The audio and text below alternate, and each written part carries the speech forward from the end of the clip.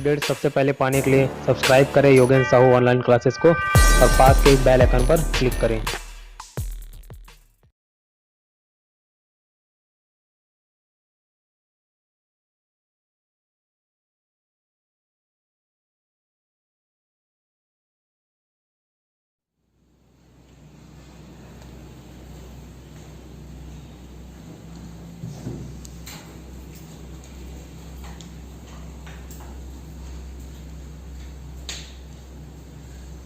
चलो अकबर के बारे में स्टार्ट करना। इससे पहले हम बाबर और हुमायूं देखिए। अकबर का जो शासनकाल है वो है 1556 से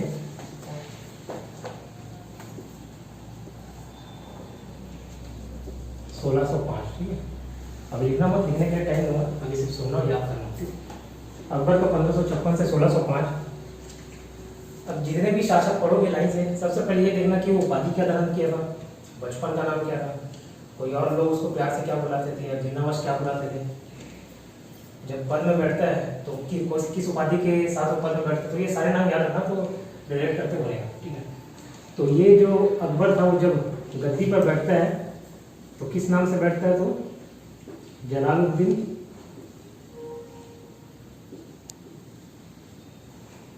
मोहम्मद अकबर बादशाही गाजी। ठीक है,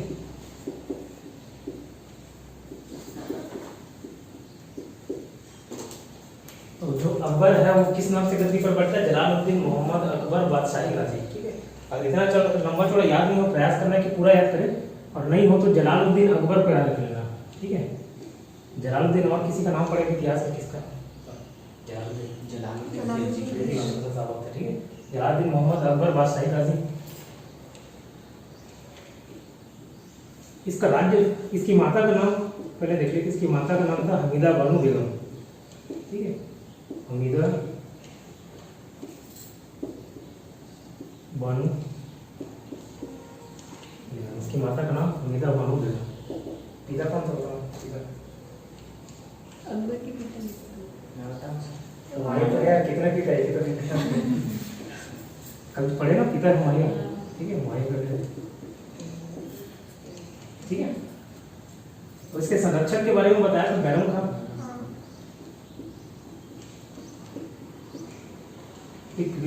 अकबर जो था छोटा था, तो 1556 से लेके 1560 तक, 1556 से लेके 1560 तक ये बैरम खान किसका संरक्षक रहता है? अकबर का संरक्षक रहता है। ठीक है, तो ये बैरम खान क्या था? संरक्षक था।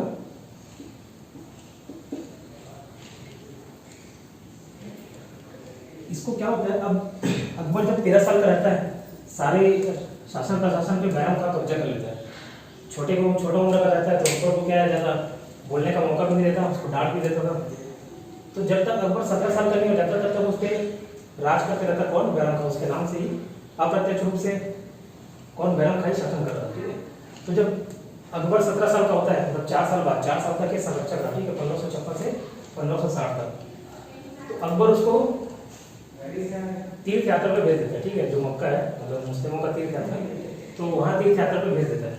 अब रास्ते में उसको एक व्यक्ति मिलता है, मुबारक खान।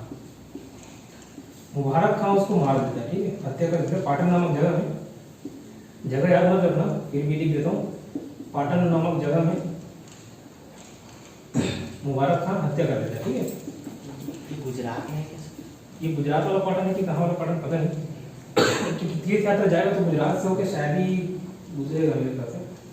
बस पाटन नामक स्थान लिखा था, ऐसे इसको याद रखना। ठीक है, तो मुबारक खान हत्या कर देता है किसका? बैरम खान का। ठीक है, कैसे याद रखोगे? तो जैसे कोई भी बढ़िया काम करता है, कोई अच्छा काम करता है,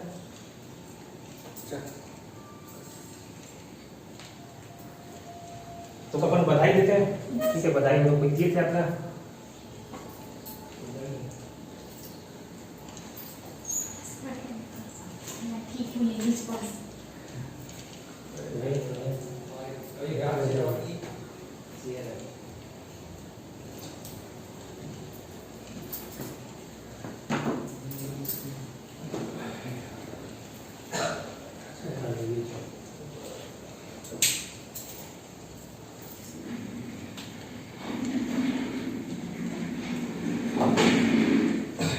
ठीक है, तो क्या है तीर्थ स्थल पर भी जाके तो बधाई हो बधाई हम जो इसमें उर्दू भाषा आ रहा है वो क्या बोलेगा, मुबारक हो।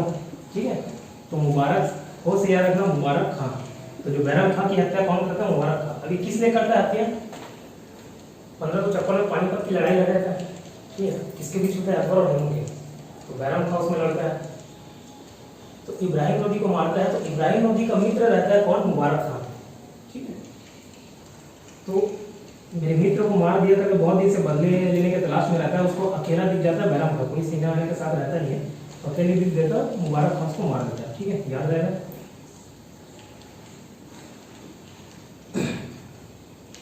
इसका जो राज्याभिषेक होता है किसका, अकबर का। ठीक है, वो होता है कालानौर नामक स्थान पे। ठीक है, कालानौर। इसको कैसे याद रखोगे, हिंदू धर्म में राज्याभिषेक कैसे होता है, आरती लगाया है, नारियल थोड़ी पूजा की है, टीका लगाया, लाल टीका लगाया। सेम वैसे ही याद रखना कि लाल टीके की जगह इसको कौन सा टीका लगाया राज्याभिषेक के टाइम, काला टीका। ठीक है, काला से काला नाम याद रहेगा, याद रह जाएगा। ठीक है, हाँ कि नहीं, तो राज्याभिषेक ऐसा नहीं होना चाहिए भाई मैं बोल रहा हूँ मैं पढ़ रहा हूँ, सब पे नॉलेज होना चाहिए। ठीक है, तो राज्याभिषेक का हुआ कालानौर नामक स्थान पे, ये पंजाब में है।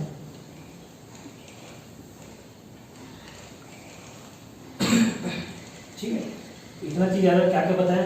अकबर जब गद्दी पे बैठता है, क्या नाम रहता है उसका, जलालुद्दीन मोहम्मद अकबर बादशाही गाजी। पूरा नाम भीड़ मारना है, अगर ना याद हो सके तो जलालुद्दीन अकबर याद रखना। ठीक, इसकी माता का नाम क्या था, अमिता बेगम, पिता का नाम हुमायूं। ठीक है, उसका संरक्षक कौन था, बैरम खां, उसको कौन मारता है, मुबारक खां। ठीक है, पाटन नामक स्थान में मार देते हैं। और जो बैरम खां उसका संरक्षक रहता है, कब से कब तक रहता है, 1556 से 1560। 1560 में उसको तीर्थ यात्रा में जाने के लिए बोल देते हैं कौन, अकबर। ठीक है, तो उसका राज्याभिषेक होता है कालानौर नामक जगह पे, जो कि पंजाब में है। ठीक, इतना याद रहेगा, इतना नोट डाउन करना। तो बैरम खां का वो पानीपत युद्ध में किसके साथ रहता है, अकबर के साथ रहता है, अकबर का संरक्षक रहता है, अप्रत्यक्ष रूप से वही लड़ता है, नाम बस अकबर का रहता है। ठीक, उस समय अकबर की उम्र मात्र 13 साल रहती है, तो बच्चा रहता है, क्या लड़ने जाएगा युद्ध में। तो बैरम खां ही मोटिवेट करता है सबको कि हमारे दादा परदादाओं ने यहाँ पे राज किया है, इतना बड़ी बड़ी चीज दे के दिया है, हम इसको ऐसे तो छोड़ के नहीं जा सकते। क्या होता है जब ये यहाँ पे उन लोगों को सत्ता काफी ज्यादा है। ठीक है, हेमू धीरे धीरे आगे बढ़ते बढ़ते ये सबको कब्जा कर लेता है। लास्ट में पानीपत के युद्ध में अंतिम निर्णय करने के लिए बैरम खां और हेमचंद्र आगे सामने आते हैं। ठीक है, आमने सामने। और कोई डाउट,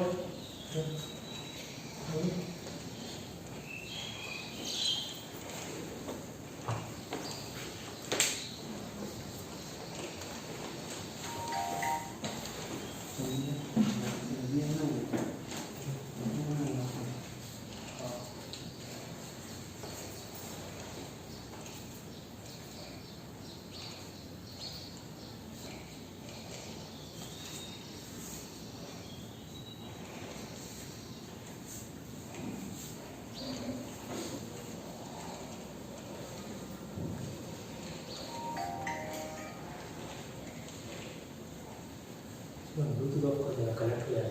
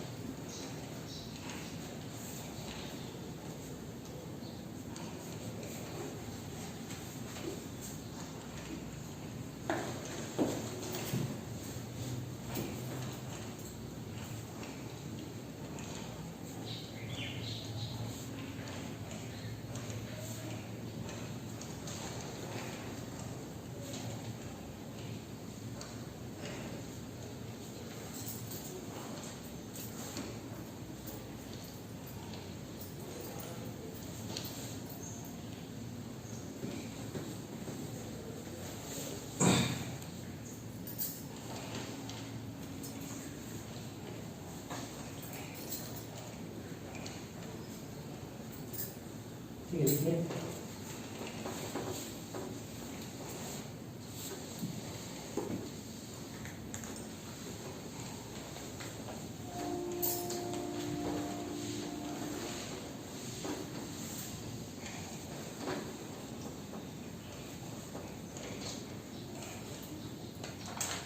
ये 5 प्रमुख युद्ध लड़ता है। युद्ध तो वैसे तकरीबन 25 लड़ाइयाँ लड़ती है, ठीक है, धीरे धीरे धीरे भारत के अन्य क्षेत्रों पे कब्जा करते चले जाता है। लेकिन 25 में से हम लोग को सिर्फ 5 याद रखना है जो इम्पोर्टेंट है, 25 याद करते ही बाहर है। तो सबसे पहले 1556 में कौन सी लड़ाई लड़ता है बताओ? पानीपत, ठीक है। इसके विरुद्ध हेमू, ठीक है, हेमू के खिलाफ पानीपत का सेकंड युद्ध, ठीक है, पानीपत का सेकंड जीत गया था। हाँ, जीत जाता है, ठीक है। फिर ये सभी युद्ध एक जैसे, जैसे बाबर जीतता है 1526, 27, 28, 19, वैसे ये भी सभी युद्ध जीतता है। फिर 1561 ये मालवा का शासक रहता है बाज बहादुर।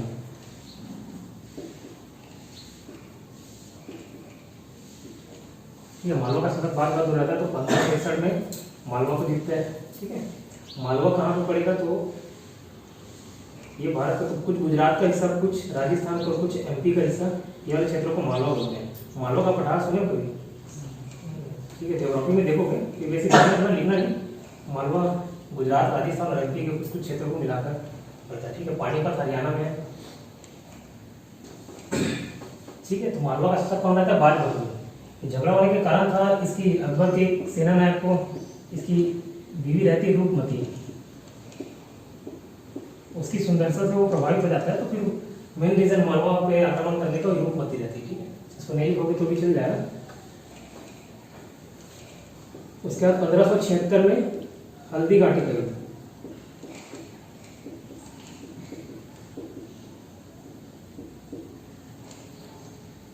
किसके विरुद्ध लड़ता है? तो महाराणा प्रताप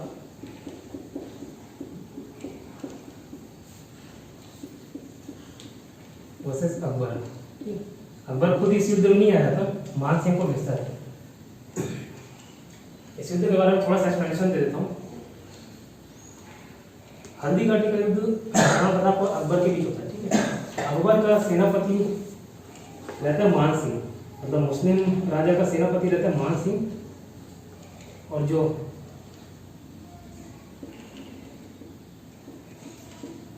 असफ खां सेनापति रहता है वो किसका सेनापति रहता है? महाराणा प्रताप का। तो हिंदू का मुस्लिम और मुस्लिम का हिंदू सेनापति, ठीक है। होता क्या है, युद्ध का प्लानिंग बनता है, ठीक है। अकबर सलीम और मानसिंह को भेजता है। सलीम को सेनापति बना देता है इसकी जीत के कारण, लेकिन सलीम को उतना एक्सपीरियंस नहीं रहता। अब हल्दी की घाटी अगर कभी गए हो गए या ऐसे देखे होगे तो घाटी एकदम सकरी घाटी है, मतलब एक बार में एक ही सैनिक घोड़ा लेके क्रॉस करेगा, ठीक है।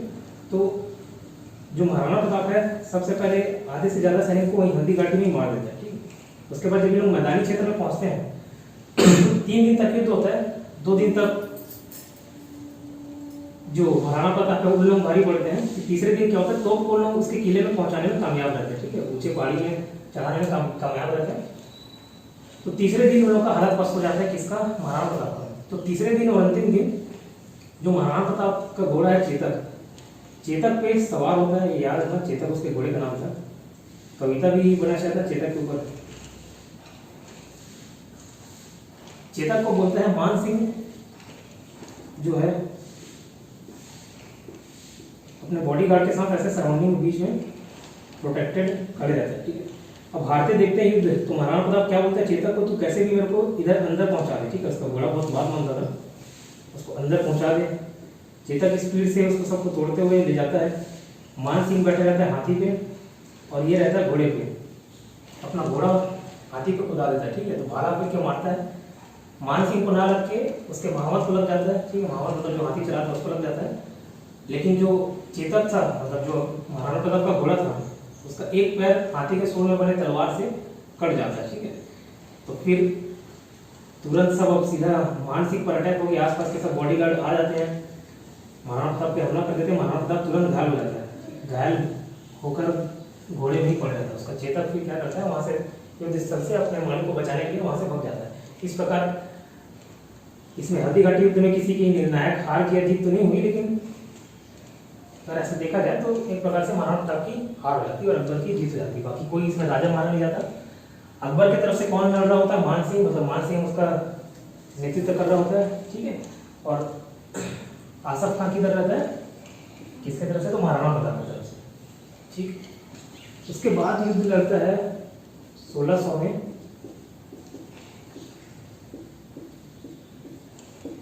अहमदनगर की चांद देवी से, ठीक है।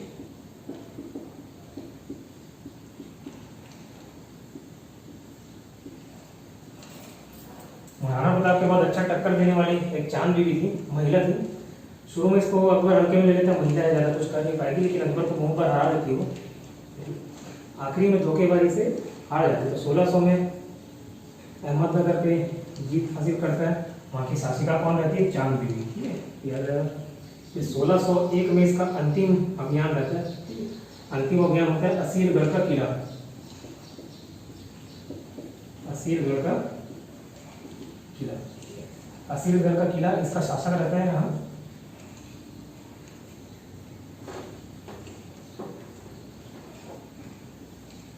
मिलन बहादुर, मिलन बहादुर। 1556 में पानीपत का सेकंड युद्ध किसके बीच चकदौड़? 1561 मालवा का युद्ध लड़ता है बाज बहादुर के साथ। 1576 हल्दीघाटी का युद्ध महाराणा प्रताप वर्सेस अकबर। और 1600 में अहमदनगर, उसकी शासिका रहती है चांद बीवी। और 1601 की अंतिम अभियान रहता है, ठीक है। ये उसका अंतिम सैनिक अभियान रहता है 1601 में। और 1605 में वो मर जाता है, इसको मृत्यु हो जाती है, ठीक। 1601 में असीरगढ़ के किले को जीतने के लिए जाता है और 1605 में इसकी मृत्यु हो जाती है। इतना नोट रखो।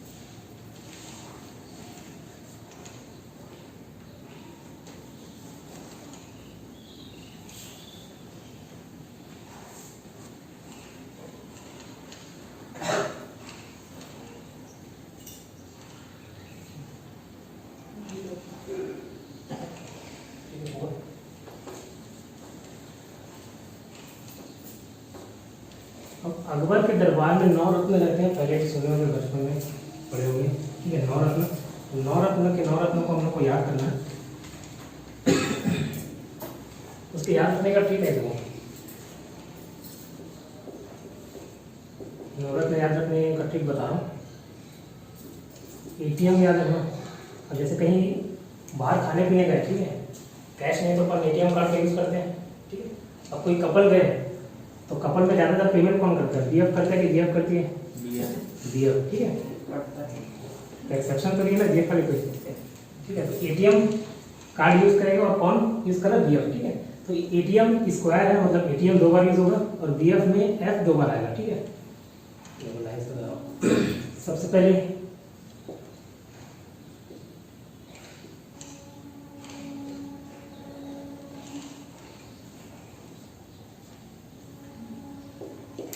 ए से है अबुल फजल, ठीक है, ए से है अबुल फजल। फिर ए से है अब्दुल रहीम खाने खाना, अब्दुल रहीम खाने खाना, ठीक। टी से है तानसेन, टी से है टोडरमल, एम से है मुल्ला दो प्याजा, मुल्ला 2 प्याजा, ठीक है। फिर एम से है मान सिंह,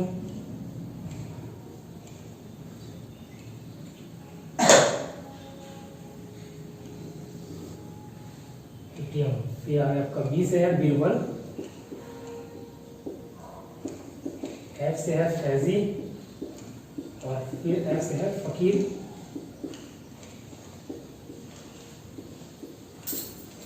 फकीर अजीजुद्दीन, ठीक है। मेरे साथ रिपीट करना। क्या बोला, उसके 9 रत्नों को याद रखने के लिए क्या ठीक है, एटीएम स्क्वायर और बीएफ, ठीक है। एफ 2 बार आएगा और एटीएम पूरा 2 बार आएगा, ठीक है। इस तरीके से टोटल 9 है।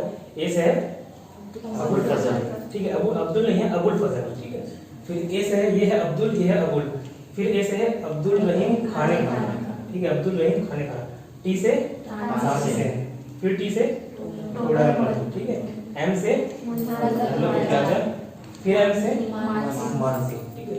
फिर बी से है बीरबल, एफ से है फैजी, और एफ से फकीर अजीजुद्दीन, ठीक है। अब ये सब क्या क्या काम किए वो देख लेते हैं। अबुल फजल अकबरनामा लिखा, ठीक है। अकबरनामा की रचना की। स्वाभाविक सी बात है, सुनो, अकबर के दरबार में रहता तो अकबर के बारे में लिखा हुआ। बाबरनामा कौन लिखा? अब्दुल नहीं, वो खुद लिखा था, फारसी में अनुवाद ये किया था, ठीक है। हुमायूंनामा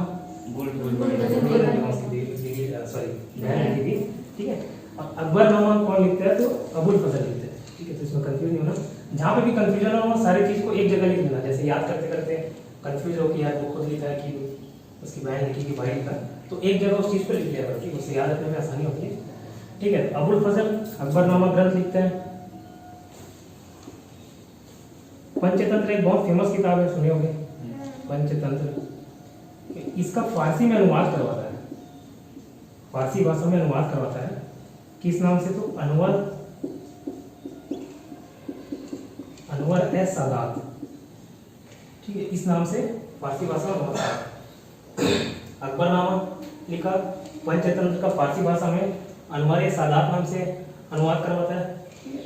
इसकी मृत्यु कैसे होती है? तो देखो, सलीम इससे किसी कारणवश बहुत चिढ़ता है, तो सलीम वीर सिंह बुंदेला को भेजता है, सुपारी दे देते हैं इसको, ठीक है, वीर सिंह बुंदेला को। तो वीर सिंह बुंदेला अबुल फजल की मृत्यु कर, मतलब उसकी मृत्यु का कारण कौन बनता है? वीर सिंह बुंदेला, ठीक है। मरवाने का कारण कौन? सलीम। तो अबुल फजल के बारे में क्या देखे? अकबरनामा लिखता है, ठीक है। अकबर के बारे में पूरी जानकारी अकबरनामा से मिलती है। फिर पंचतंत्र जो है उसका फारसी में अनुवाद कराता है, ठीक है, अनवर सादात नाम से, ठीक। उसकी मृत्यु कैसे होती है? तो सलीम वीर सिंह बुंदेला को सुपारी देता है उसकी, ठीक है। वीर सिंह बुंदेला अबुल फजल को मार देता है, ठीक है। अब्दुल रहीम खान खाने के बारे में करना, तानसेन के बारे में। तानसेन का असली नाम रामतनु पांडे था, रामतनु पांडे था। बहुत अच्छा गाता था, इसलिए अकबर इसको क्या उपाधि दिया था? कंठाभरण वाणी विलास, कंठाभरण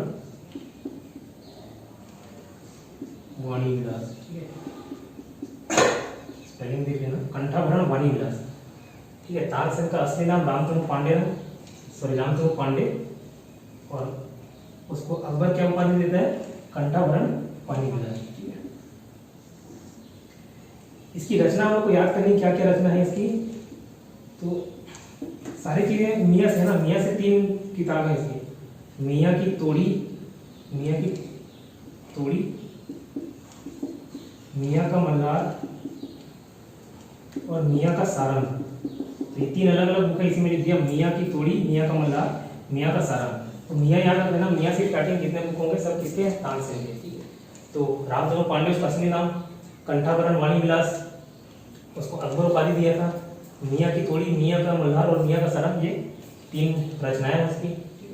और एक और इसके अलावा लिखा था दरबारी कान्हा, दरबारी कान्हा।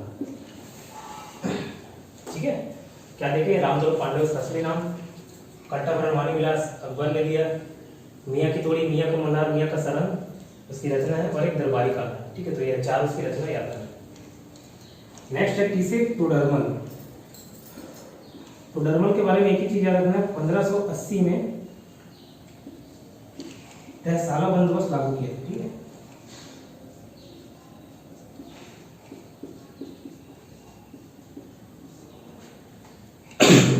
में दहसाला बंदोबस्त लागू किया। अब एग्जाम में क्वेश्चन पूछते हैं कि दहसाला बंदोबस्त किसने लागू किया, किसकी देन है, तो टोडरमल की है। इसको याद कैसे रखेंगे, स्कूल में फाइट होता था तो दोस्त कैसे मोटिवेट करते थे, टोडरमल दे साले को, मार साले को, यही मोटिवेट करते ना।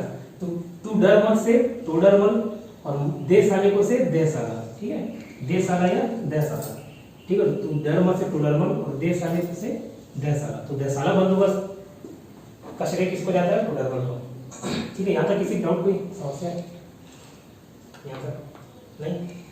चलो ठीक है, ये दहसाला बंदोबस्त क्या था, जैसे अपन रिवेन्यू देखे लगान का 1/3 ले लेते थे, है ना। तो ये बोला कि साल 2 साल अपन काउंट नहीं करेंगे, क्या किसी दिन किसी साल कम उपज हो गया, किसी साल ज्यादा उपज हो गया, किसी साल सूखा पड़ गया, ठीक है, बाढ़ आ गया। तो ये क्या बोला दहसाला बंदोबस्त के अंतर्गत, बोले अपन 10 साल का औसत निकाल लेंगे। ठीक है, 10 साल का औसत निकाल लेंगे कि 10 साल में कितना आपकी खेती में, आपके खेत में उपज हुआ है, और 10 साल का जो औसत आएगा उसका 1/3 हम टैक्स के रूप में ले लेंगे। ठीक है, तो दहसाला बंदोबस्त ये था, उसको नहीं नोट करोगे तो भी चलेगा, उतना पूछता है कि दहसाला बंदोबस्त क्या था। बस ये याद रखना कि दहसाला बंदोबस्त 1580 में टोडरमल चालू किया। ठीक है, मुल्ला दो प्याजा कुछ नहीं किया है, इसके बारे में कुछ याद नहीं करना है। मान सिंह के बारे में देखना है, मान सिंह सेनापति था, बस ये याद रखना। ठीक है, कौन से युद्ध में, कौन से युद्ध में था बताओ, पानीपत के युद्ध में। ठीक है, पानीपत नहीं था,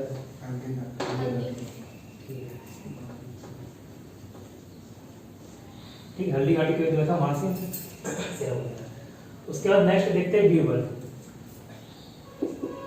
बीरबल का असली नाम था महेश दास। ठीक है, बीरबल बाद में आता है, बीरबल का असली नाम है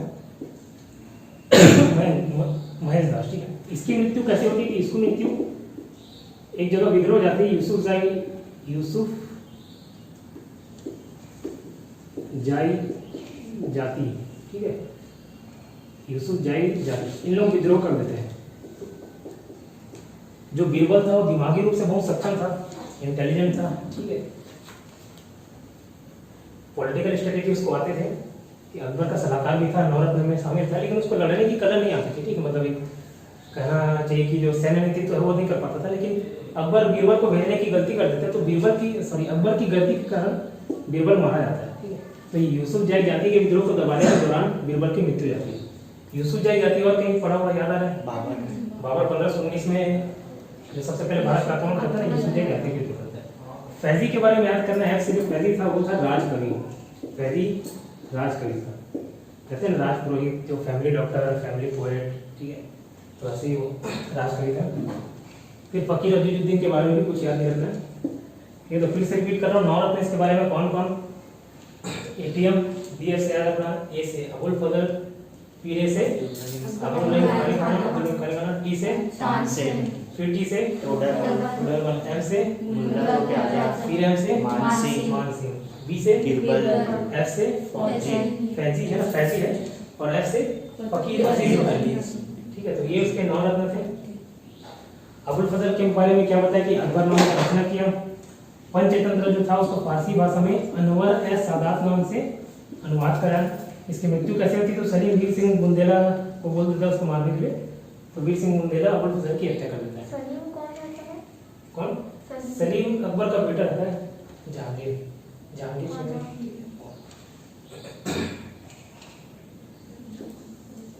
अभी आगे देखेंगे सलीम क्या है, एक सूफी संत रहता है सलीम चिश्ती करके, ठीक है। तो अकबर के घर में बेटा नहीं होता रहता, मतलब पुत्र कोई संतान नहीं होती रहती, तो उसके पास जाता है, वो बताता है कि ये तरीका अपनाना। तो फिर उसके जैसे उसके बात करने के जाता है, उसको खुशखबरी मिल जाता है, तो बोलते हैं कि यार आप ही की वजह से हुआ है, तो मैं अपने पुत्र का नाम आप ही के नाम पे रखूँगा। तो सलीम चिश्ती से सलीम नाम रखता है बेटे का, ठीक है। आप ही के आशीर्वाद से हुआ है, तो इस वजह से अपने बेटे का नाम सलीम रखता है, ठीक। अब्दुल नईम खाने के बारे में कुछ याद नहीं रखना है, तानसेन के बारे में याद रखना है। रामतनु पांडे उसका असली नाम था। उसकी रचनाएं क्या कहती है, मियाँ की तोड़ी, मियाँ का मल्हार, मियाँ का सारन और दरबारी कानहरा, ठीक है। अकबर उसको कंठाभरण वाणी विलास की उपाधि से सम्मानित करता था। संगीतज्ञ तब भी था और तबला वाला भी बजाता था। बोलते थे भाई ये गाता था तो बारिश होने लग जाता था, ऐसा सुने हो? हाँ? मेघ मल्हार क्या चीज़? सर वो वाला गाना है, वो मतलब मेघ मल्हार वही वाला गाना। अच्छा, ऐसा बोलते थे। जब गाना बाजा बजाना चालू करता था तो बारिश होना चालू हो जाता। फिर ठीक है, फिर टोडरमल 1580 में 10 साल बंदोबस्त का व्यवस्था किया। 10 बंदोबस्त क्या था बता दिया। 10 साल का एवरेज निकालते थे, ठीक है। उसका 1/3 टैक्स के रूप में निश्चित कर देते थे। कल जो पूरी थी ना कबूलियत पट्टा पता क्या होता है? कबूलियत मतलब कबूल करना, कबूल है बोलते हैं ना, एग्रीमेंट जैसा था। और पट्टा आज के जैसे पट्टा है, वैसी भूमि से रिलेटेड उसका पूरा डॉक्यूमेंट रहता था।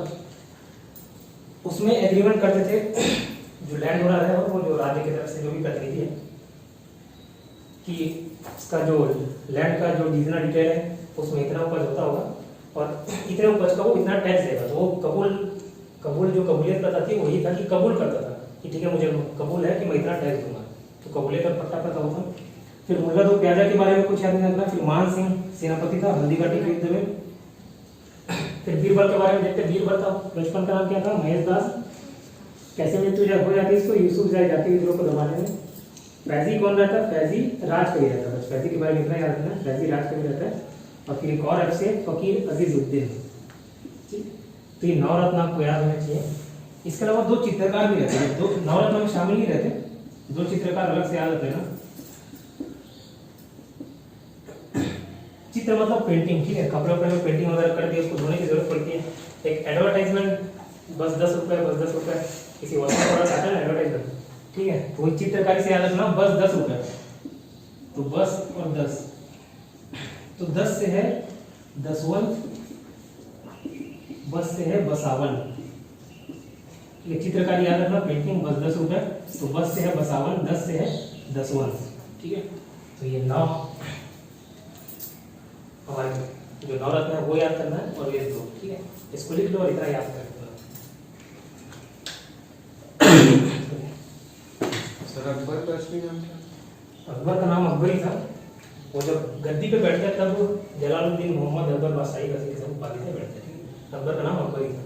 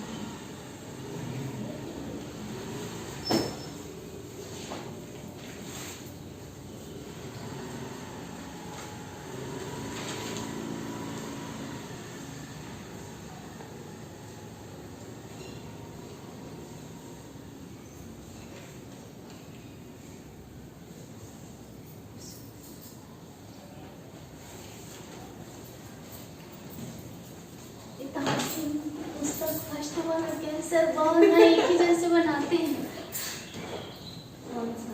मियाँ ये लोग मिया की मिया की तोड़ी हो वही। मल्हार के साग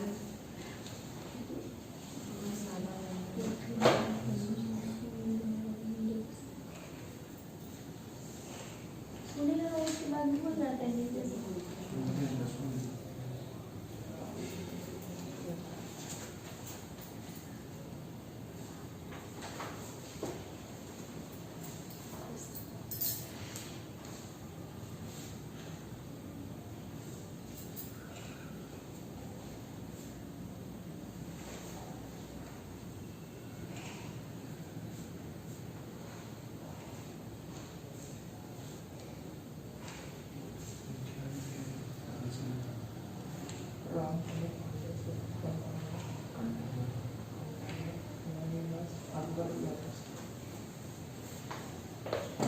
और उसके बाद तो क्या? कौन सा? गंगावरण मिलास के बाद उत्तर दरबारी कन्हार दरबारी का वो क्या था उसका? कौन? दरबारी वो तो रचना रचना।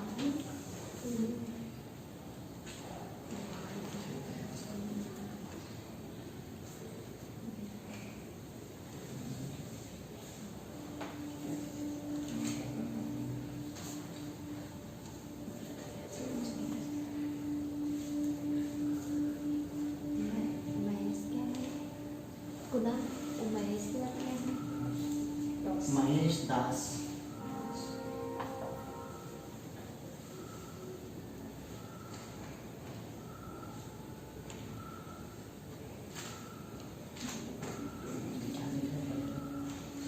हल्दी घाटी वो सेनापति मानसी सेनापति हल्दी घाटी में।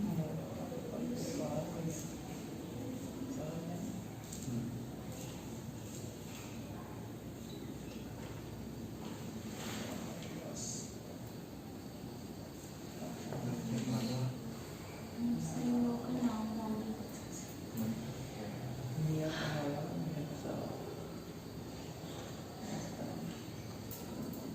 बिल्कुल हॉस्पिटल में नहीं जा सकते।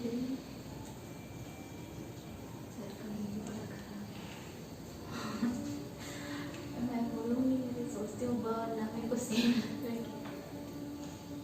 फैजी को क्या वो राज लास्ट वाला क्या फैजी? कवि राज कवि। कवि राज कवि। यूसुफ जाति यूसुफ जाति के विरुद्ध ना बाबर ने प्रथम युद्ध लड़ा था।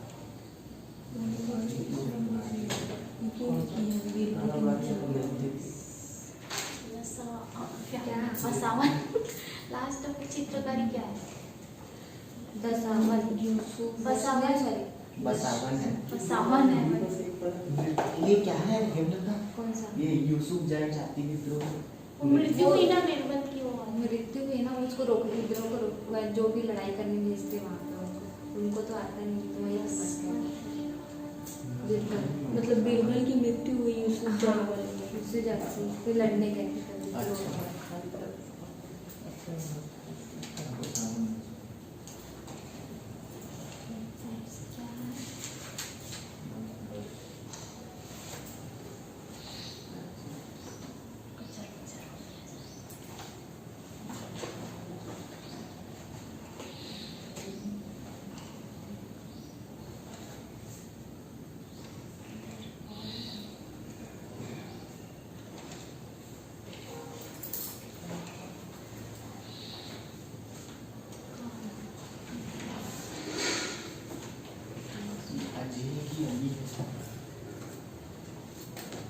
अजीजुद्दीन।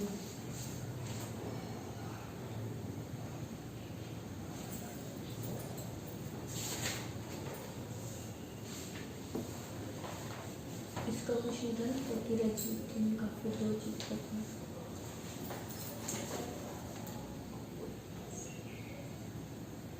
उसमें क्या था? 10 बच्चे फिर 10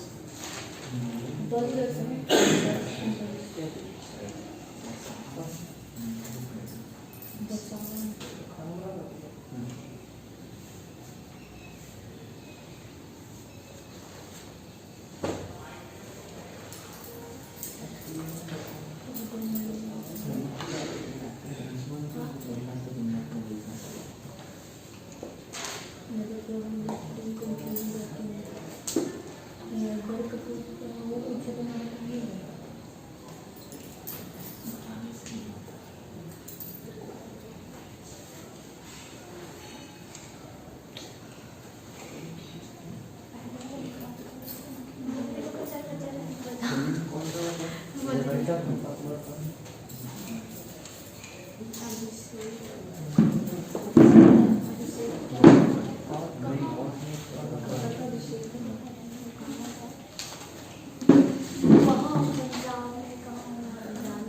जगह का नाम है पाला खाना ना पंजाब के खाना कला कला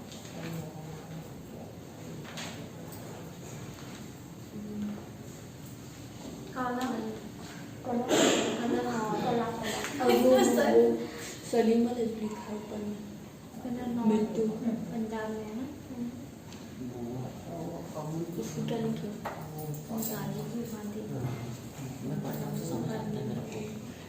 ये क्या है सलीम वाला ऊपर में कौन सा सलीम अकबर का बेटा था हाँ तो वो उसको जो लिखा है वहाँ पे मृत्यु सलीम की बेटी बुंदेला कौन सा बुंदेला लिखा है पता नहीं नरसिंह बुंदेला उसने की थी। सलीम उससे चिढ़ता था ना, हाँ तो सलीम उसको सुपारी देता नरसिंह सिंह बुंदेला को अकबर फजल अबुल फजल को मारने के लिए। नाम है छोटी की मतलब है इसके हाँ नरसिंह बुंदेला। पक्का ना है वो हाँ मीर सिंह। नरसिंह बुंदेला। मीर से हाँ, मैं तो मीर से लिखी ये सर इसको नहीं लिया है क्या पता नहीं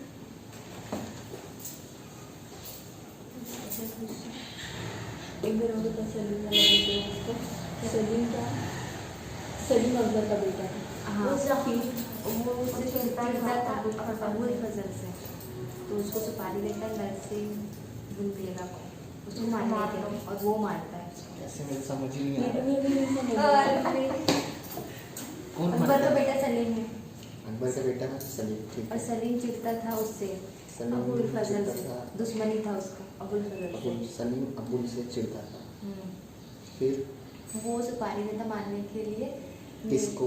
नरसिंह बुंदेला नरसिंह बुंदेला को, कि तुम उसको मार दो। अबुल फजल को मारने के लिए। हाँ तो अबुल फजल मर जाता है। हाँ हाँ, उसकी मृत्यु वैसी होती है अबुल फजल की। ये वो मतलब सलीम अकबर का बेटा था वो अबुल फजल करेक्ट से कर लो चिढ़। किसी से, एकदम नॉर्मल सा है। हाँ बताओ बताओ अब सलीम जो है वो अकबर का अकबर बेटा भी था वो देखो ना, अबुल फजल से सलीम चिढ़ता था, ठीक है। हाँ तो सलीम जो पाड़ता है नर क्या है हाँ, निर्वीर नीर बुंदेला को कि अबुल फजल को मारो। हाँ हाँ मृत्यु का कारण सलीम है और मारता है नरसिंह बुंदेला।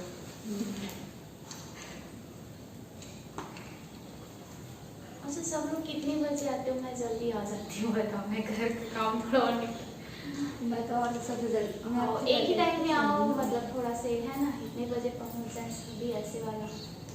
अरे सब अलग अलग पहुंच जाते हैं। नहीं तो पास में पहुँचने का टाइम तो एक है। ही रहेगा ना ज़्यादातर, जिसकी दूरी है उसके हिसाब से निकलेंगे।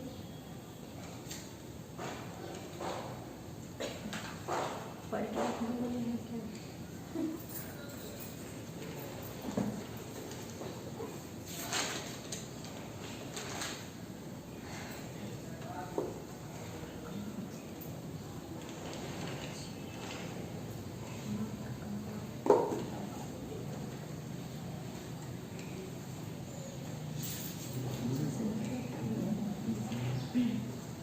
अकबर को बचपन का नाम जलाल था जलाल जलाल शिल्प पानी के बाद इसका नाम बना।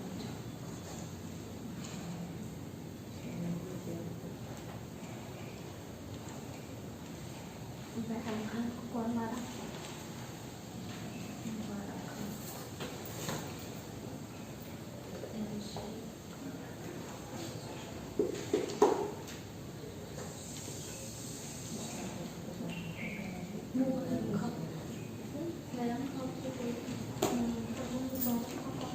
मुबारक खां वो इब्राहिम लोधी के फ्रेंड था।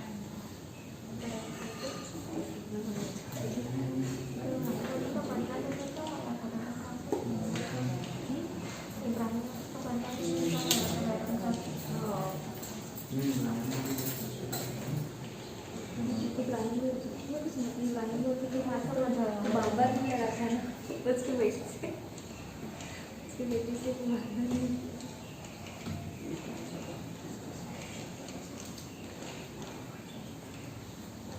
याद हुआ इतना? मुबारक खान कौन है? मुबारक खान हेमू जो रहता है ना 1556 में जब युद्ध लड़ रहे हैं, हेमू का मित्र रहता है। जब उसकी हत्या करता है तो उसको बहुत आघात पहुंचता है, वो मौके की तलाश में रहता है। उसको मौका मिल जाता है, जब देखता है कि अरे ये तो बैरम खान है, तो उसी समय उसको मार देता है। ठीक है, बैरम खान की सुरक्षा में कोई रहता नहीं है, तो आसानी से उसको मार देता है। ठीक है, और कोई डाउट इसमें? राइटिंग समझ नहीं आ रही है? हाँ सर, वाव ना एक ही जैसे लगता है, बंदोबस्त तो बिंदा जैसा लग रहा है वाव में। अच्छा ये ठीक है,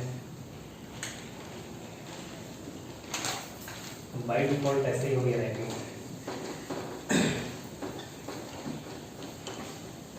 और ये बसावन है ना, ठीक है, बसाना नहीं है, बसावन है। ठीक है, और ये 10वां है।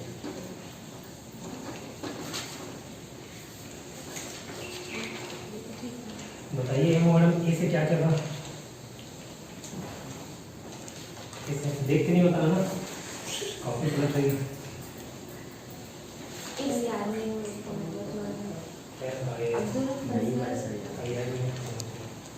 तो क्लास में यार घर में कॉपी खुले ना खुले।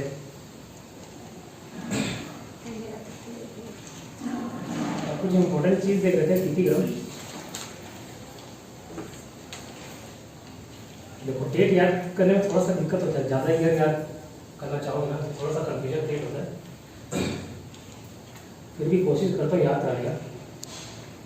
जब भी देखो, जब भी ऐसे 4 अंक वाला डिजिट हो ना, 4 अंक वाले नंबर हो समझ लो, तो हमेशा फोकस किया करो लास्ट नंबर याद करने का।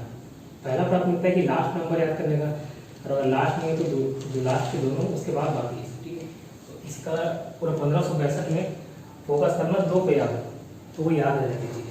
ठीक है, 1562 में देखो 10 से 2 होता है, 10 से 2 और 10 से ही दास प्रथा। ठीक है, तो दास प्रथा को बंद करा था 1562 में। 10 से 2, 10 से दास प्रथा। 1562 में ही 10 से 2, 10 से दल। कौन सा दल? तो हरम दल, हरम दल। ठीक है, 1563 में देखो 10 से 3, 10 से तीर्थ यात्रा। नंबर वगैरह को मैं ऐसे याद कर लेता हूँ। ठीक है, 3, 10 से 3, 10 से तीर्थ यात्रा। तीर्थ यात्रा कर समाप्त करता है। फिर 1564 में जजिया कर समाप्त करता है। ठीक है,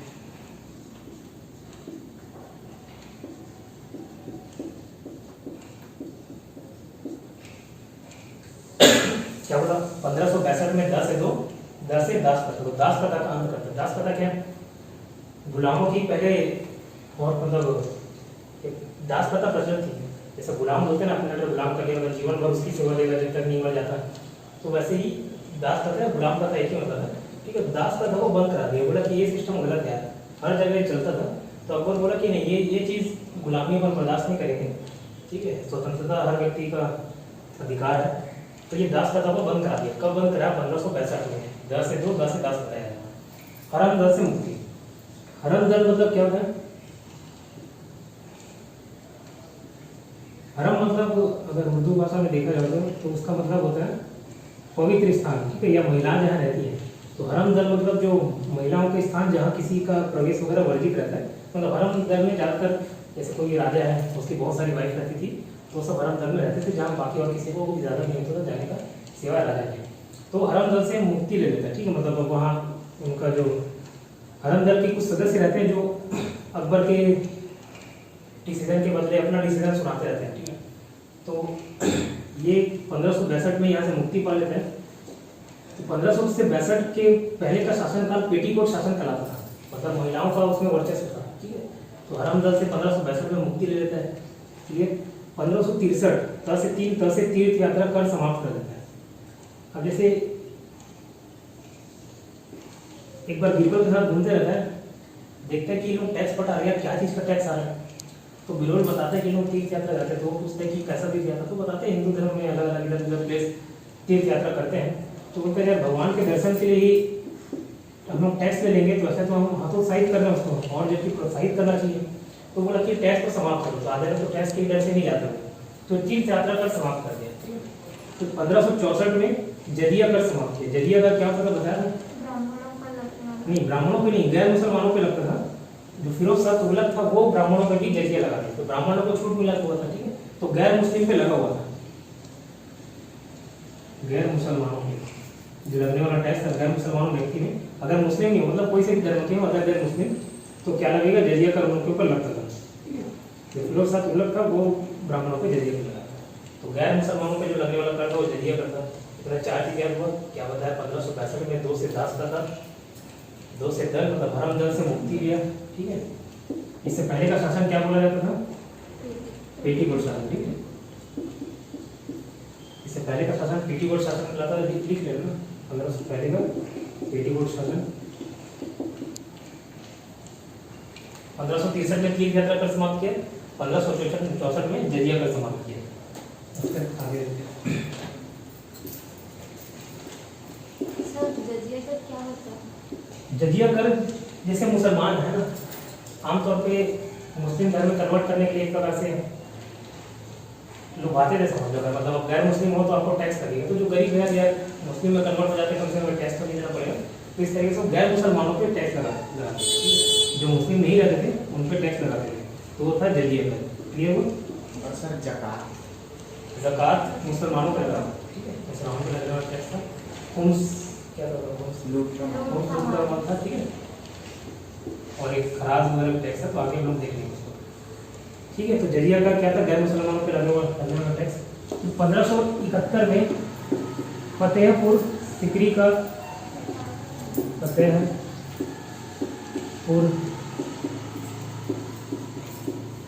फतेहपुर सिकरी नामक नगर बसाता है और अपनी राजधानी, इससे पहले वो आगरा में रहता है, तो आगरा से आगरा से फतेहपुर सिकरी स्थापित करते हैं। 1571 में फतेहपुर सिकरी शहर बसाता है, ठीक है। और आगरा से फिर फतेहपुर सिकरी 1571 में अपनी राजधानी ट्रांसफर कर लेता है। तो याद रखना कि कौन सा मुगल बादशाह अपनी राजधानी आगरा से फतेहपुर सिकरी स्थापित किया, तो अकबर ने किया। देखो इन लोगों का जो राजधानी तो ट्रांसफर होता रहता ना, जब बाबर था तो 1530 तक दिल्ली में शासन किया, ठीक है। फिर हुमायूं आया, हुमायूं बीच में हार गया, किससे, शेरशाह सूरी से वापस गया। फिर 1556 में वापस आया, तो वहाँ आगरा को अपनी राजधानी बनाया। आगरा से फिर फतेहपुर सिकरी, फिर बीच में कभी लाहौर चेंज होता है, कभी दिल्ली चेंज होता है। तो पूरा याद नहीं रखना, बस ये रखना कि आगरा से फतेहपुर सिकरी कौन राजधानी लाया था, तो अकबर। 1575 में ये इबादत खाना की स्थापना करते हैं। इबादत मतलब क्या होता है जानते हो? इबादत मतलब दुआ हुआ करना, ठीक है, धार्मिक में दिल इबादत करना है, धड़कने में इसमें मतलब प्रार्थना करना, ठीक है। तो इबादत खाना मतलब प्लेस जहाँ पे मतलब सब इबादत कर सके। तो पहले तो ये सिर्फ मुसलमानों के लिए था, आओ प्रार्थना करो यहाँ पे। फिर 1578 में, अब देखना मुख्यतः 4 धर्म हम लोग बात करते हैं, हिंदू मुस्लिम सिख ईसाई, हिंदू मुस्लिम सिख ईसाई, तो 4 प्रकार के धर्म है। तो मुसलमानों को तो पहले से एंट्री थी, नेक्स्ट और कितने धर्म को एंट्री दिया? 3। ऐसे याद रखने के लिए बता रहा हूँ, तो +3 कर लेना, नेक्स्ट 3 धर्म की एंट्री। तो सभी धर्मों को अनुमति मिल गई इबादत करने में, सभी धर्मों को अनुमति मिली, ठीक है। सारे धर्म के लोग आओ, चर्चा करो, सलाम मशवरा करो, ठीक है। अपने धर्म की अच्छी बातें हम लोग को बताओ, हम लोग आप लोग के धर्म की बातें जाएंगे, इस तरीके से चर्चा होगा। तो 1577 में सभी धर्मों को अनुमति दे दी है। कोई याद कर सकता है? 1575 याद करना, इबादत खाने की स्थापना की, फिर +3 ऐड करोगे 1575। क्लियर? 1582 में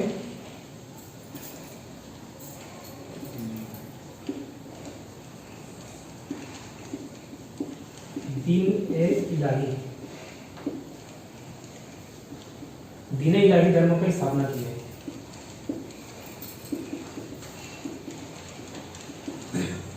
सभी धर्म के लोग आते थे, सब। अकबर को पढ़ना लिखना नहीं आता था ना, मतलब लिखना पढ़ना, उसको लिखना तो आता ही नहीं था। तो जब ऐसे सुनता था, गीता के बारे में सुन रहा है, ठीक है, गीता में जो लिखी हुई बातें, कुरान पढ़ रहा है, बाइबल पढ़ रहा है, तो सब में उसको समझ आने लगा धीरे धीरे कि यार ये तो सभी धर्मों में कॉमन बातें बताई गई हैं, ठीक है। जो मॉरल वैल्यूज हैं वो तो सभी धर्मों में कॉमन बताई गई।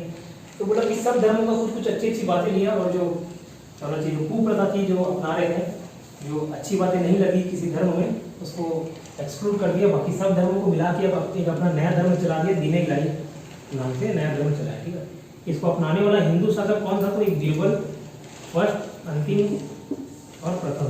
ठीक है, प्रथम और अंतिम हिंदू शासक कौन था? बीरबल। ठीक है, तो दीन इलाही धर्म ज़्यादा चला नहीं, फेल हो गया इसका दीन इलाही धर्म, कोई इस धर्म को अपनाया नहीं। ठीक है, तो 1582 में दीन इलाही धर्म की स्थापना करता है। 1583 में इलाही संवत चलाता है। इलाही संवत, ठीक है, संवत क्या होता है समझ आते हैं? जैसे ईस्वी सन अगर देख रहे हैं, अभी शक संवत चलता है जो पॉपुलर कैलेंडर वाला देखोगे तो उसमें करीब थोड़ा सा ईयर आगे रहता है, आगे पीछे रहता है। ठीक है, जैसे अभी 2021 चल रहा है ना, तो उसमें 78 साल आगे दिखाया आपको शक संवत कैलेंडर में जाकर देखोगे। ठीक है, तो इलाही संवत चलाता है 1583 में, तो याद करना आसान है, 1582 को याद कर लो, दीन इलाही धर्म की स्थापना किया, फिर इलाही से इलाही संवत चलाया तब 1583 में। ठीक है, क्लियर हुआ? फिर से रिपीट करा दो शुरू से। 1562 में दास प्रथा, 1562 में दास प्रथा का अंत किया ना, दास प्रथा का अंत किया। 1562 में ही धर्मदल से मुक्ति दिया। इससे पहले के शासन को क्या बोला जाता था? पेटीकोट शासन बोला जाता था। 1563 में तीर्थ यात्रा कर समाप्त किया। 1564 में जजिया कर समाप्त किया। जजिया कर किस पे लगता था? गैर मुसलमानों पे लगता था। ठीक है, 1571 में फतेहपुर सीकरी नाम का जगह बनाया आगरा में। ठीक है, आगरा यूपी में है, फतेहपुर सीकरी भी यूपी में है। ठीक है, 1575 में इबादत खाना की स्थापना किया। 1577 में उस इबादत खाना में सभी धर्मों को एंट्री दिया। ठीक है, 1582 में दीन इलाही धर्म की स्थापना की और 1583 में इलाही संवत चलाया। ठीक है, इतनी चीजें याद रहेंगी।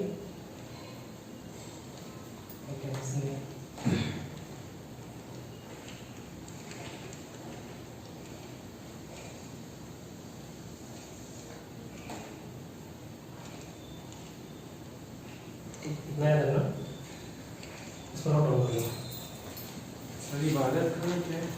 इबादत खाना देखो, इबादत मतलब होता है प्रार्थना करना, दुआ करना। ठीक है, एक प्लेस बनाया बड़ा सा, बोला कि सब आके यहीं पे प्रार्थना करो, साथ में एक साथ आके प्रार्थना करो।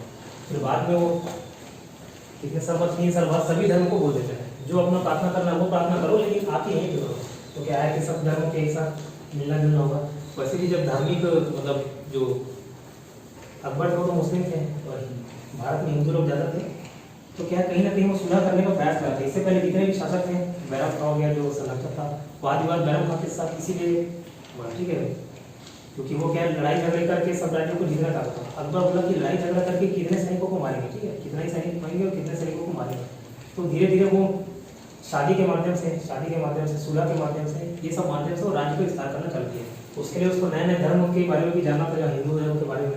फिर नए जगह जा रहा है तो कहीं ना कहीं उसकी संस्कृति के बारे में जब तक नहीं जानेगा तो वहाँ के लोगों पर राज करना मुश्किल होगा। तो इसलिए ये सब इबादत खाने की स्थापना की और 3 साल बाद सभी धर्मों को धमकी दी है। ठीक है,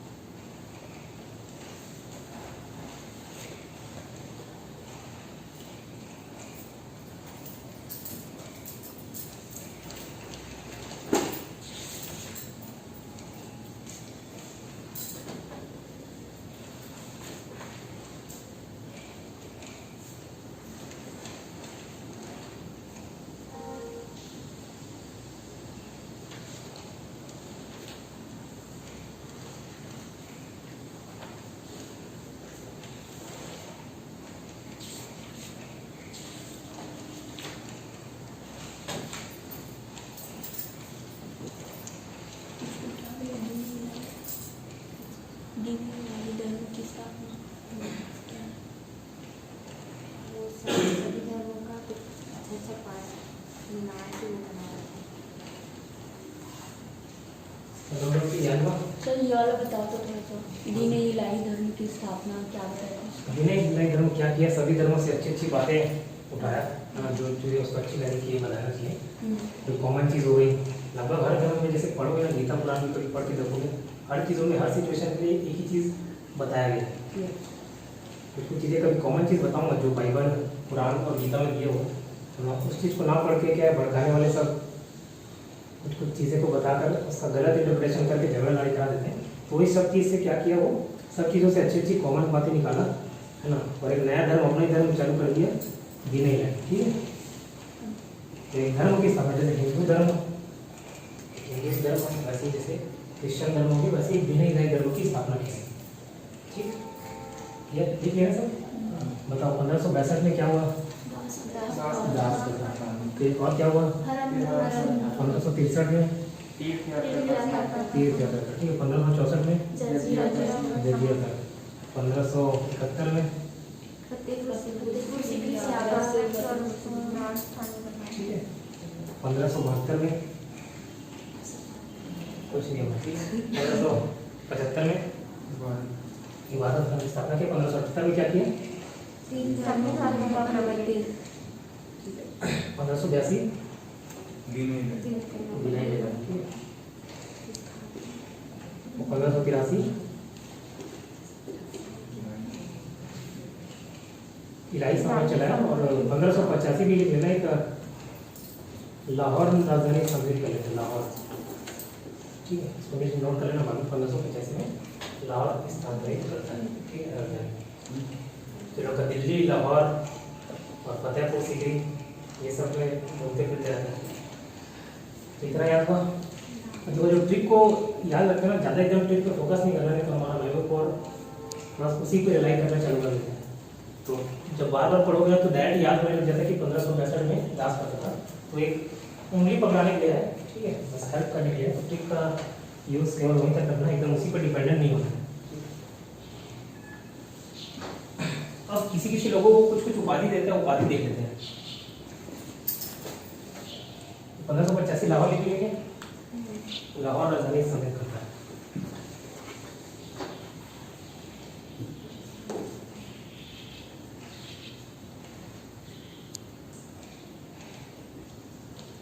एक रहता है नरहरि, नरहरि को उपाधि देता है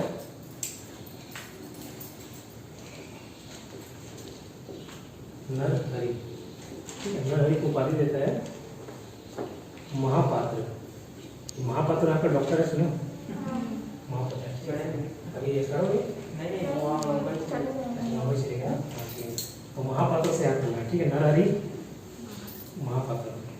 अच्छा, फिर कोई और डॉक्टर एक्सपायर होगा, उसको हरि को प्यारे हो गए करके वैसे रिलेट किया महापात्र। ठीक है, तो नरहरि महापात्र डॉक्टर से याद कर लेना। तो नरहरि को क्या उपाधि दी है? महापात्र। अब्दुल समद। ठीक है, वो अबुल फजल अलग है, अब्दुल रहीम खाने खाना अलग है, और ये अब्दुल समद अलग है। ठीक है, अब्दुल समद।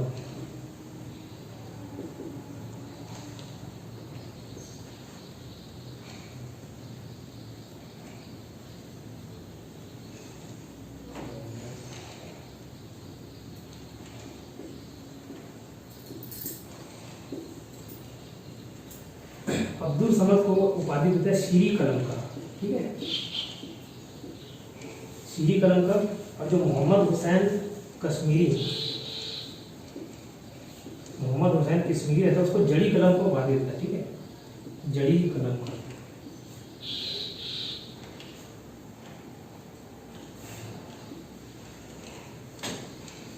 ठीक है, नरहरि को क्या उपाधि देता है? महापात्र। महापात्र डॉक्टर सिलेक्ट लेना। अब्दुल समद को शीरी कलम को उपाधि देता है। मोहम्मद हुसैन कश्मीरी को जड़ी कलम की उपाधि देता है। बीरबल को उपाधि देता है कवि प्रिय। ठीक है, बीरबल को उपाधि देता है कवि प्रिय।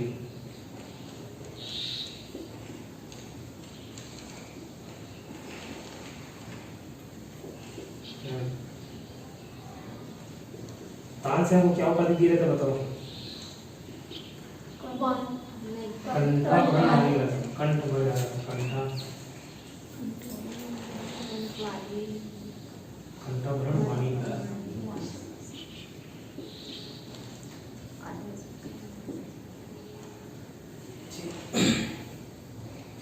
इसके बाद और कौन आता है ऐसे बोले और हर विजय सूरी नाम होते हैं। हर विजय सूरी ये जैन आचार्य है, ठीक है। हर विजय सूरी इसके मुंह से अच्छी अच्छी ज्ञान मतलब बातें सुनते हैं, बोलते रहे तुम तो जगत के गुरु बन सकते हो। इसको उपाधि देता है जगत गुरु, ठीक है। सलाम मतलब करते हैं इसे हर विजय सूरी। ये कौन रहता है? जैन आचार्य रहता है ना, जैन आचार्य। तो उसको कौन सी उपाधि देते हैं? जगत गुरु की उपाधि, ठीक है। नरहरि को क्या उपाधि देता है? महापात्र। अब्दुल समद को कौन सा उपाधि देता है? शेरी कदम। मोहम्मद हुसैन कश्मीरी को जड़ी कदम। बीरबल को कवि प्रिय। तानसेन को सब बोला करो ना, बोलने का कल फायदा बता दिया था, याद होता है, ठीक है। देखो ये जो 1.5 घंटे में बता रहा हूँ, मेरे को मैं रिवाइज करना चाहूँ तो 10 मिनट में रिवाइज हो जाएगा, ठीक है। तो जो एक्स्ट्रा 1 घंटा 20 मिनट है उसका वैल्यू करो ना। मेरे को क्या, मैं रिवाइज करूँगा तो 10 मिनट में हो जाएगा। याद कराने के लिए आप लोगों को इतना रिपीट कराऊँ ना, ये सब तो मेरे को पेज वाइज याद हो गया, ठीक है। एग्जाम आप लोग तानसेन को कंठाभरण, वाणीदास हर विजय सूरी को जगत गुरु, ठीक है। अपन ये देखे थे पंचतंत्र को, पंचतंत्र कौन अनुवाद कराता है? एक अबुल फजल पढ़े थे, कौन से नाम से?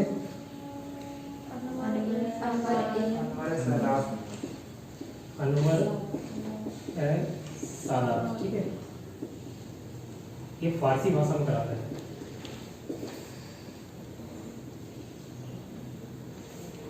और एक नाम रहता है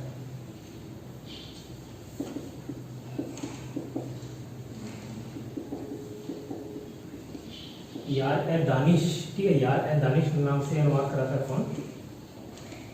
मोहम्मद फैज।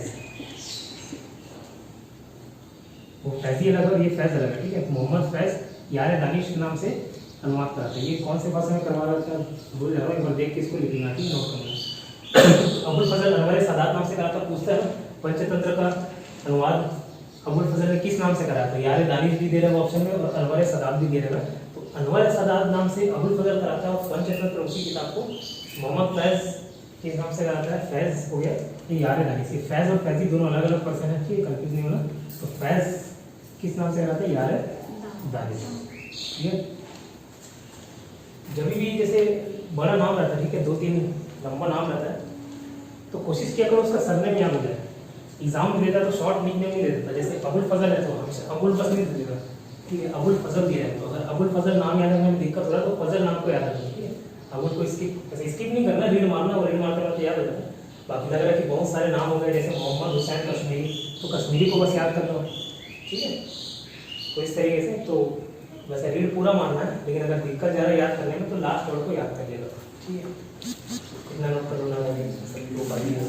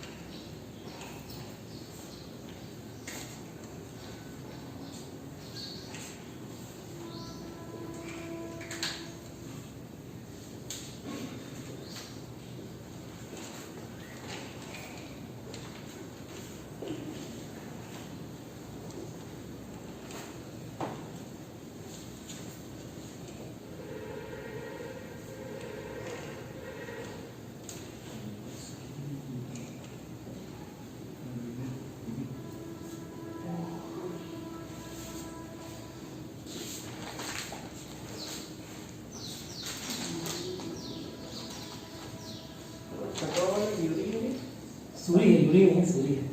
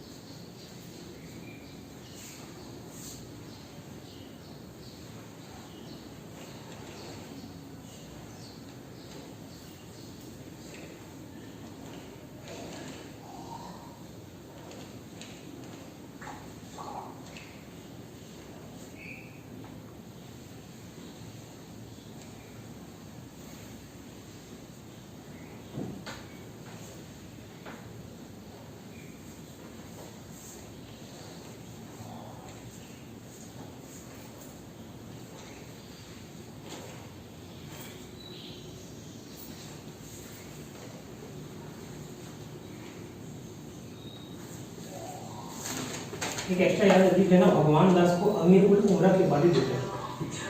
इसको कैसे याद रखना, देखो भगवान के पास सब चीज़ रहता है, किसी चीज़ की कोई कमी नहीं, तो मतलब अमीर है, सब चीज़ है तो क्या है, अमीर है, तो अमीर हो गए।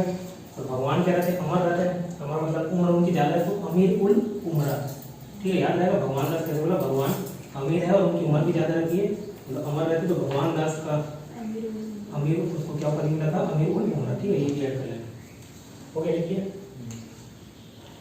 ये पूरा लुसेंट से जितना था, लुसेंट वगैरह का सब चीज़ बता दिया, मैं 2 पॉइंट और एक्स्ट्रा बता दिया। ये लुसेंट का ही याद रखना चैलेंजिंग रहता है, ठीक है। मैं उस दिन भी बताया था, कोई एग्जाम में जैसे अभी मंडी इंस्पेक्टर का ही फॉर्म आया, ठीक है, 1,30,000 लोग फॉर्म भरे उसका, तो हम लोग किसी को देख के घबरा जाते कि 1,30,000 लोग फॉर्म भर दिया, हम लोग वो कैसे निकलेगा। तो इस 1,30,000 से कॉम्पिटिशन नहीं होगा। अब खुद सोचना, अभी जैसे कोई किसी का तैयारी नहीं होगा, अगर तैयारी 2-3 महीने, अभी 2 महीने पढ़ना स्टार्ट करना, फिर भी मंडी इंस्पेक्टर का पोस्ट आता और ज़्यादा अगर ऐसा क्या सोचते हैं कि भर देते हैं और क्या करने लगा जाए। ऐसी कई लोग ऐसे रहते हैं जो बिना तैयारी के भर देते हैं, तो ऐसे तो 1 लाख से ज़्यादा लोग तो ऐसे ही कर जाते हैं, ठीक है। जो असली कंपटीशन होता है वो 10,000 लोग से होता है, जो शुरुआत में पढ़ना स्टार्ट किए रहते हैं। तो जो तगड़ा पढ़ाई करता है उन लोग लगभग 1,000 के अंडर में रहते हैं। जब भी स्कोर कार्ड देखोगे ना, मार्क्स आता है, किसी को पूछोगे जो हज़ारों रैंक भी है, ज़्यादा डिफरेंस नहीं रहता है। अगर टॉपर का 100 मार्क्स है ना, तो जो हज़ारों रैंक का होगा उसका 80 मार्क्स ही रहता है। एक 20 मार्क्स का खेल रहता है 1000 से। तो ये 80 से पढ़ रहे हो डिसिप्लिन के साथ, तो ये 1000 वाले में तो आओगे, ठीक है। लेकिन ये अपने को 1000 मतलब 80 से 100 का जो सफ़र है वो कैसे तय होगा। 1000 के लोग हैं, सबको लुसेंट याद रहेगा, ठीक है। ज़्यादातर एक लुसेंट सब लोग दिखता है कॉम्पिटिशन फील्ड में जो भी है, तो सभी को लुसेंट तो याद रहेगा। अगर आपको भी लुसेंट याद है, उसको भी लुसेंट याद है, तो कैसे कॉम्पिटिटिव एज पाओगे। कॉम्पिटिटिव एज मतलब समझते हो, मतलब आप में वो बात होना चाहिए, दूसरे में नहीं होना चाहिए, तभी तो 10 पोस्ट है, तो अगर 1000 लोग पढ़ने वाले तो सिर्फ 10 लोग का लगेगा, 990 लोग तो छूटेंगे ना। तो 990 लोग को क्यों छूटेगा, क्योंकि उसमें वो बात नहीं है जो आप में रहेगी। तो वो बात ऐसी कोई रहनी चाहिए, उसी को कॉम्पिटिटिव एज बोलते हैं, ठीक है।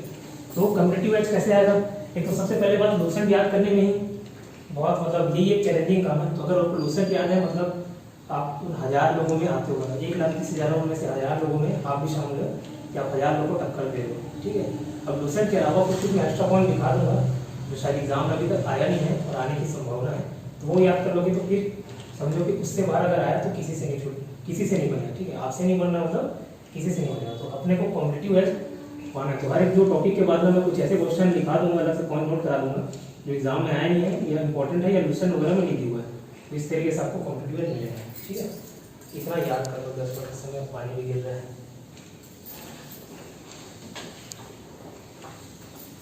जितना याद हो सके उतना भी करो, पूछता हूँ।